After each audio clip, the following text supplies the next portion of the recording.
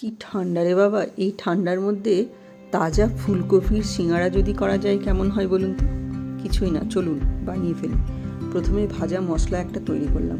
ধনে, জিরে, গোটা গরম মশলা আর মৌরি দিয়ে শুকনো খোলায় ভেজে গুঁড়ো করে তুলে রাখলাম। এদিকে ফুলকপিগুলো ছোটো ছোটো করে কেটে হালকা নুন হলুদ দিয়ে ভালোভাবে ভেজে তুলে রাখলাম।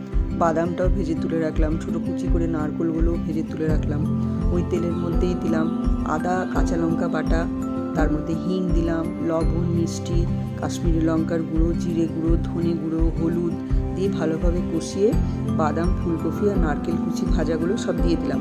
দিয়ে 3টে আলু সেদ্ধ করে রেখেছিলাম, সেগুলো হাতে করে ম্যাশ করে দিয়ে ধনেপাতা ছড়িয়ে গ্যাসটাকে অফ করে লেবুর রস দিয়ে দিলাম। দিয়ে এটা ঠান্ডা হতে দিলাম। এইদিকে ময়দাটা একটু জোয়ান, সাদা তেল, লবণ আর মিষ্টি দিয়ে ভালোভাবে মেখে রাখলাম। মাখাটা হবে খুব টাইটও না আবার খুব নরমও না। মেখে ওইটাকে লেচি করলাম।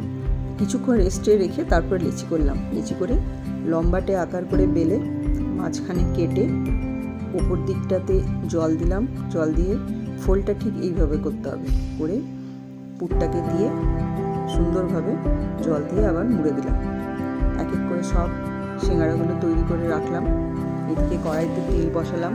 তেল বসিয়ে হালকা তেলটা গরম হবে, তখনই সিঙাড়াগুলো দিয়ে আর একদম সিম করে দিতে হবে গ্যাসটাকে। আস্তে আস্তে আস্তে গুবু গুবু করে সুন্দর সিঙাড়াগুলো একটা ব্রাউন কালার যখন আসবে তখনই ছেঁকে তুলে নিলাম। ব্যাস, গরম গরম সসের সাথে পরিবেশন করুন। অসাধারণ খেতে লাগে। বানিয়ে আপনারা নিশ্চয়ই জানাবেন কেমন লাগলো। আবার আসবো নতুন রেসিপির সাথে। আমার রেসিপি যদি ভালো লাগে একটা লাইক করে দেবেন, সাবস্ক্রাইব করে দেবেন। বাই।